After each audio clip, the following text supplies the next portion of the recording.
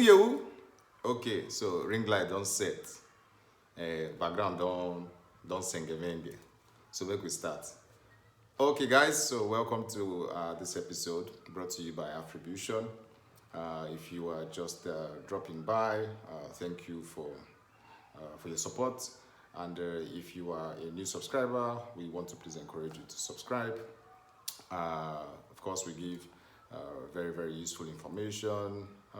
I live in Portugal, of course, and give you very useful information as regards, education, immigration, admission, etc., etc. And on today's episode, of course, I have done my research, so I'm here with my pen and paper, based on what I have researched so far. Because on this channel, it's not a freestyle channel. I don't just come and say things off the top of my head. I make sure that I put in the work, send emails to the schools if necessary, and then it's only when I get something concrete that I eventually come to do a video. So thank you and welcome to today's episode.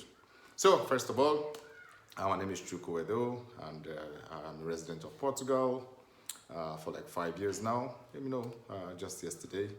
And based on my experience, I come to share, tips, information on those looking to study in Portugal, generally in Europe, but I like to focus more on the country where I've lived, and especially considering the fact that I know the system better. I did my master's here, currently doing my PhD, so I know the system better, and that's why I give more information about Portugal. Okay, so a quick disclaimer. So I am not so much a proponent of Japa. Before you criticize me, I'm not a proponent of Japa without any intention to return to Africa. I must put this out at this moment. I'm a Pan-Africanist, very ardent one. And I believe that the African continent is home to all Africans, so I can understand for different reasons we choose to emigrate rather, to other countries, in search of better opportunities, those who are in situations of risk, etc., etc. Nobody's knocking you for that, But of course, you need to bear some things in mind. I remember I made a video the last time. If you have not seen that video, so please do well to check the video out. It's about, not throwing everything you have in Africa just because you want to migrate to the West. Basically, not making any blind, decision. Don't make a decision in haste just because, you feel like, you stand a better chance of making it in Europe, and then you just throw every investment, every asset that you've worked so hard to get in Africa and just throw it, down the drain, and then you migrate to the West only to be disillusioned, So of course, this is not a call to criticize Japa or something, but I'm saying that even if you want to Japa, you have to, take some precautionary steps. And then, of course, I hope that for as many of us who have, left the shores of Africa, of course, a very psychologically draining thing to do, because, you leave your family, you leave basically everything you have back home. Some people lose family members while they are abroad, and sometimes they do not even have the means to return to attend, very important family functions. So yeah, I just wanted to put that out there. So I'm a Pan-Africanist, and I'm always for Africa first, and I always encourage people to have the return plan, because whether I like it or not, Europe is not designed, to make you rich or wealthy. Of course, I'm not talking about the exceptions now. I'm talking about the norm. I'm talking about the majority, because most times we tend to focus on the handful of Africans, who are business owners, who work in this, what do they call it, Fortune 500 companies, who make very good money. But if you check the stats, you would see that largely many Africans who emigrate, they leave better jobs in Africa, Most of them are directors, most of them are, senior, they're in senior positions, and then emigrating to Europe, which is a new system automatically. Whether it's Europe, it's America, it's Canada, you basically have to start from the scratch. This is the classical immigration story, for most of the people. Again, I'm not talking about the exceptions. Okay, so for today, I had promised the last time that I was going to, give some information about admissions in Portugal. And in light of recent events that have actually happened, especially in the UK, Braverman, the head of the Home Office, have recently put out a press release that immigrants will no longer be allowed to bring their families, when they come to study. I mean, I have my personal opinion on that, but it's not so much. I don't think it's going to do much. At the end of the day, the UK is going to do what is most important for the UK. We need to understand countries take decisions based on their best interests. Unfortunately, this is not usually the case in Africa. And I'm really hoping that we get to that point where we have to prioritize ourselves first. Of course, that's why my channel is Afribution. And our motto is for Africa first. We welcome everybody from every background, but our priority is for Africa and Africans. So in light of that recent event, of course, I followed social media. I've seen a lot of comments, reactions, frustrations. You can imagine somebody who just got to the UK, let's say maybe 1, 2, 3 months before this press release or this new law was actually released to the public, and maybe a married man or a married woman with children with the hopes of doing family reunification. Their hopes have been dashed, especially after shelling out thousands and thousands of pounds. Is it good? Is it bad? Is it right? Is it wrong? It's open for debate. It's not really my place to say, but all I can say is that the UK has taken a decision that is in the best interest of the UK. So Africans should understand that we are our only friends, So we shouldn't think that the solution to our problems actually lie outside of the shores of the continent. We need to start making plans and making efforts to, improve the overall situation of Africa, so that way most of the people who emigrated would be able to reintegrate back into the African economy once they have decided to make that move. Yeah, so now let's come to Portugal. So now I have information for 2 categories of people. I sent out emails and I got this information. So first of all, for those who speak Portuguese, write Portuguese, basically those who are proficient in Portuguese language, Nigerians, of course. I mean, this is not necessarily limited to Nigerians, but I'm a Nigerian, so the focus is largely on Nigerians. This should apply to other Africans, of course. So for those who speak Portuguese, there are opportunities that you can take advantage of as regards admissions, whether it's at bachelor's level, whether it's at master's level, or whether it's at PhD level. And then for the non-speakers of Portuguese, those who are not fluent, who are not proficient in Portuguese, who are Nigerians and they would like to study abroad, because of course language is a big deal, whether you admit it or not.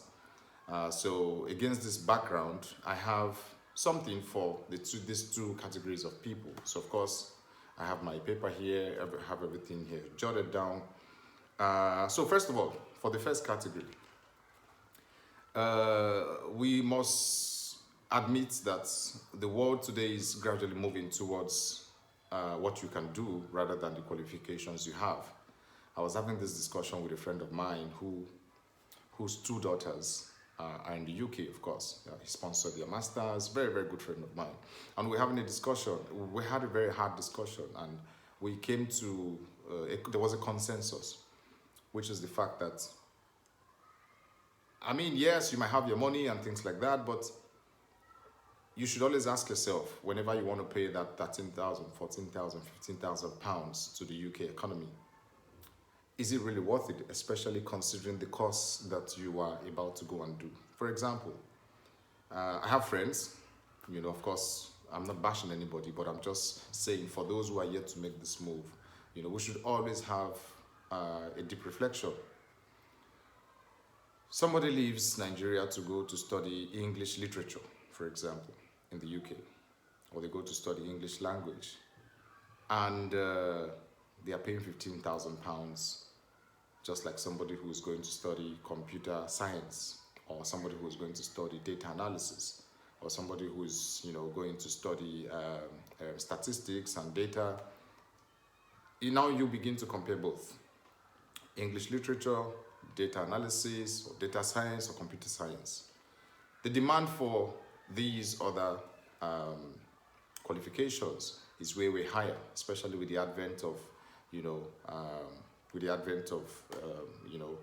AI at a consumer level, ChatGPT and many of these other AI run, what do they call it, open source softwares.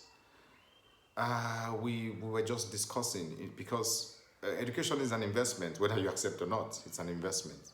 So if you are investing £15,000 to go and study English literature, again, I understand the strategy behind it. I don't have to go through all that, it's not necessary. I'm sure we have watched the interview of the Tiamiyo guy, who eventually was the fall guy, because the UK were going to take the decision anyway. They just wanted to, push out somebody to distract, the public, and then, they can just, make him as a scapegoat while they make the decision they actually made. So, education is an investment. It's what I believe. And in this instance, it's really worrisome that people will shell out so much money for courses that are in very, very, very, very low demand. I'm just thinking aloud that such monies could be channeled to something else, because if you ask me, in today's world, it would seem more profitable, or it would seem like a smarter investment to actually take a boot camp course, maybe for £7,000, £8,000 in data analysis, or product development, or website development, than going to do some courses. I'm just using literature, for English literature, as what do you call it, just as an example. And before you are quick to criticize what I just said, I am from the humanities. I am from arts and humanities, and literature is one of my most loved subjects or discipline. So you can check my profile online. So I studied Portuguese and English. And of course, I did all the courses from languages, linguistics, translation, interpretation, literature. So literature is my thing, as a matter of fact. So if I am telling you this, it's because I have done my research, and as somebody who is in the field of humanities, as somebody who loves literature, I cannot in good faith tell you that it is worth £15,000 to go and study literature in the UK, when compared to these other courses that are much more in high demand. That this is an investment. Once I'm done, I am ready to go into the job market. I am ready to begin to get returns for the investment that I've made. I don't know if this makes sense, but this is just my personal opinion. So against that background, it would seem to me like, for people who know that the courses that they are actually going to do at master's level are not really in high demand, it would be nicer to look for other countries where you could do the same course for way, way cheaper prices, and then that way, if you wish to move to the UK, move to Canada, move to America, when you're done with the course, now you've spent less money educating yourself, you have the certificates, which of course nobody really cares these days where your certificate comes from, because again, as I said, the world is moving towards what you can do rather than what qualifications you have. It is only when you prove yourself that, of course, they might begin to ask for certifications and things like that. So qualifications these days have become more or less a means to an end and not an end in itself. I don't know if that makes sense. So yeah, so back to the topic. Sorry for digressing so much. So I have various options. Now in Nigeria, we have this prejudice against polytechnics, for example. And it's because of the system of education that we have adopted, which is largely the British system of education. Even if we know in theory, uh, higher national diploma and bachelor's ideally should have the same weight. But we know that, for those who actually attended polytechnics in Nigeria, you can actually tell that there is always that prejudice towards somebody who attended a polytechnic when compared to somebody who attended a university. It's just a reality. I don't know how it is in other African countries. But in Portugal, and I dare say in Spain and in Italy, these are the countries that I know because I know people who attended polytechnics and they do not have these kind of problems. What I mean is that people really don't care so much whether you attended a polytechnic or you attended a university in these countries, because the polytechnics offer first degree courses, offer masters, and then they offer PhDs. So, what am I trying to say with this? For those who did Portuguese language in Nigeria, which means you can speak the language and you understand to an extent, to an extent. I'm not saying you're a pro, but to an extent, you can, attend classes in the language. There are cheaper schools in Portugal that you can take advantage of. And especially this is targeted towards those who would like to do science-related courses and management courses, not necessarily humanities and arts. Because as you know, polytechnics focus more on these areas and less on arts and humanities. But that is not to say there are no courses, in arts and humanities in the polytechnics, but they are just very, very few and limited. So I'll still talk about the one for arts courses. So your best options will be to explore polytechnics in Portugal. One of the ones that I've gotten in touch with is the Polytechnic of Setúbal. Setúbal is a district in Portugal, very, very close to Lisbon. It's like 15-20 minutes. And I checked, I think the school fee yearly is about, I know it's actually less than 2,500. For some courses, it's actually less than, it's about 2,000 yearly. So this is like 2,000 euros. However, if you want to go for the big names, you have ISCTE, which is like the business school of Lisbon, actually the biggest, it's the most popular. The school fees ranges from 3,000 to like 7,000. So it depends on the course. And it also depends on the language of instruction. So for courses that are taught in Portuguese, largely they are cheaper. And then courses that are taught in English, they are much more expensive. So do you see why I said if you speak Portuguese, you already have an advantage because you could land an opportunity to pay less school fees than those who are coming to do it strictly in English. So the polytechnics are way, way cheaper, but the courses are limited. However, it is the same standard. Polytechnic, university, no difference whatsoever. Actually, the polytechnics are much more practical in terms of their curriculum, as we know, while the university is, a blend of theory and practice. So for Instituto Politécnico de Setúbal, for example, I know that their school fees about 2,000, 2,500, and like that below. And there's another one, Instituto Politécnico de Viseu. I have a friend who studied there, and there are many other polytechnics. So this is for those who have an idea, have an understanding of Portuguese language, and they would like to come to do management courses or science-related courses. There are some courses for those in humanities and education, but there are not many, maybe 2 or 3. So if you feel like you would like to explore those opportunities, I'm going to put the links of these schools down below in this video. You can just check the description. You can access it, and then you can read more information. It's in Portuguese, so you might want to translate it. So for the universities, I just mentioned ISCTE. ISCTE is not cheap, I must tell you that. However, compared to the UK, it's way, way cheap. It ranges from 3,000 up until 7,000 yearly.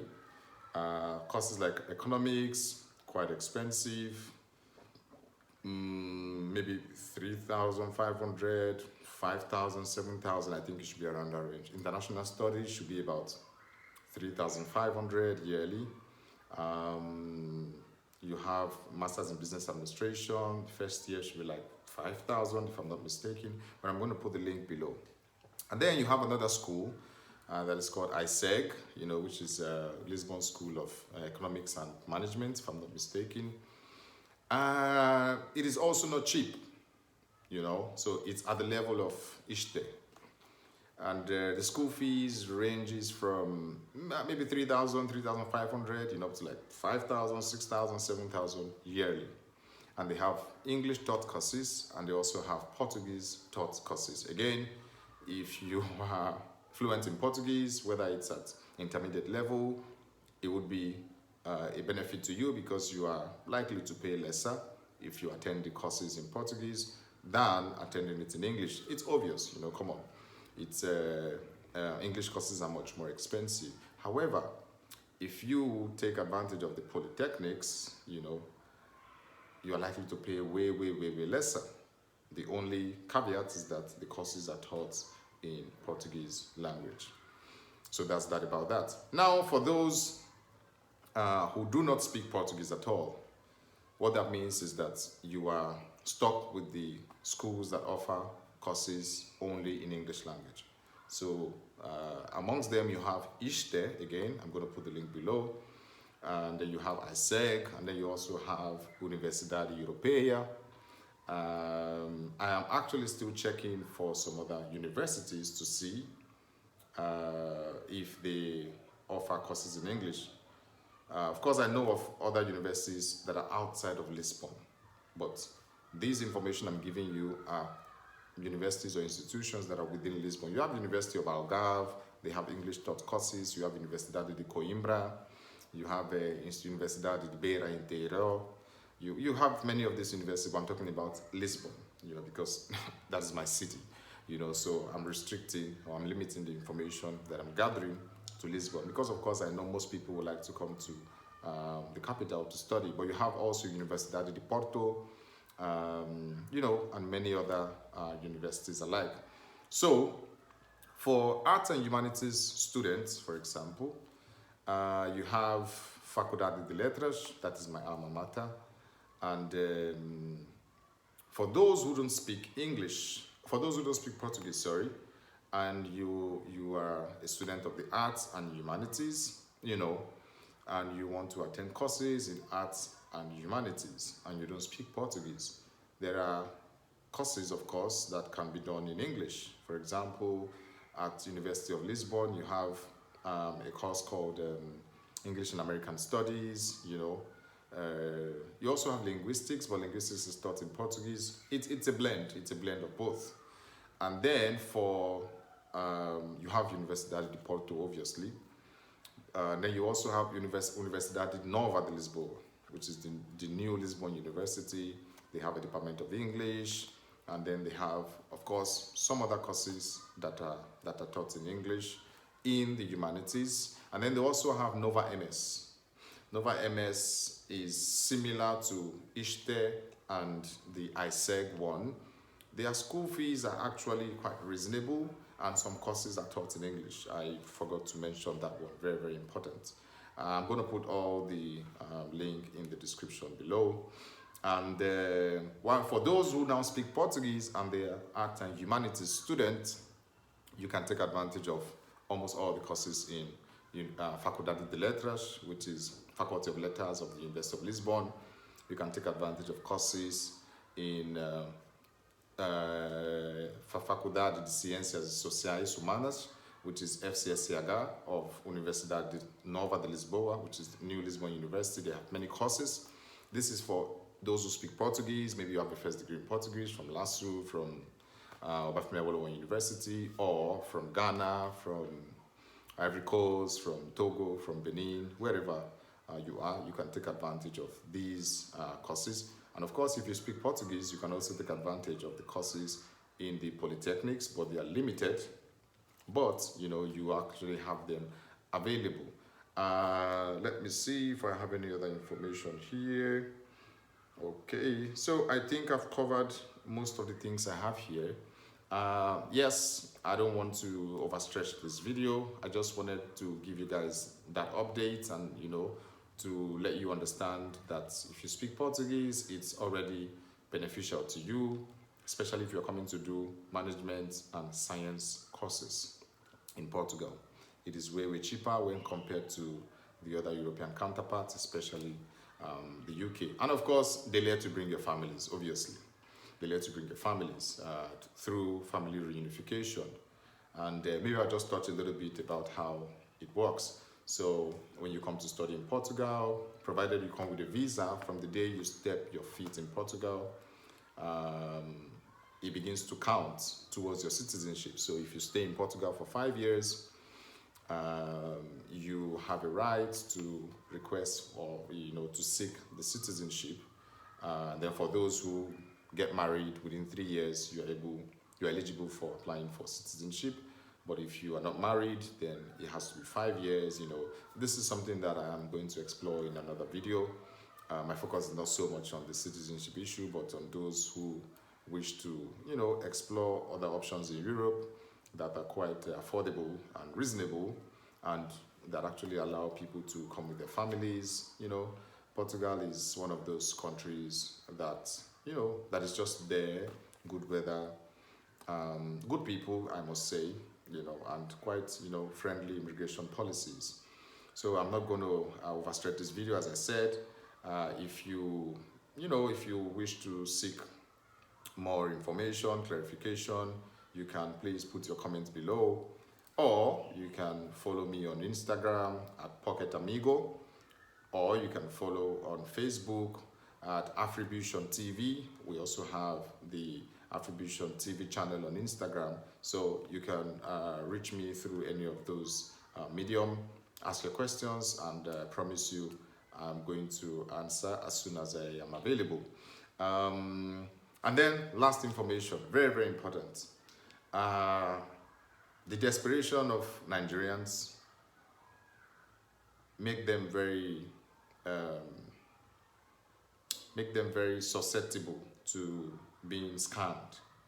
I've heard stories, and it's really unfortunate that at this time and date when you even have ChatGPT, people are just not willing to do even the most basic of research. So that's why agents sell anything to you and everything to you, because they know that you are desperate and you are going to dive at such offers. Please, even if you're going to use an agent, do some due diligence. It is very harrowing, and it's very frustrating to have to lose your hard-earned money to an unscrupulous agent just because you are not patient enough or you're not discerning enough to do some basic research. So please do not take the information that these so-called traveling agents give you as regards admission. Do not take it hook, line, and sinker. Please try to make some inquiries. And the good thing is these universities or these institutions in Europe, they are very swift to respond to emails. So you can just shoot them an email and of course try to get some basic information to know you can compare with that information that is being given to you from the agent. I am not an agent, so please do not reach out to me and telling me to process visa or whatever to Portugal. I don't do that. I'm just here to give you information, to facilitate your lives, and of course to facilitate your admission application process or your immigration, the legal way, of course. I do not encourage the illegal way to migrate because it's usually a 50-50 chance. I dare say it's an 80-20 chance. It's like the game of Russian roulette.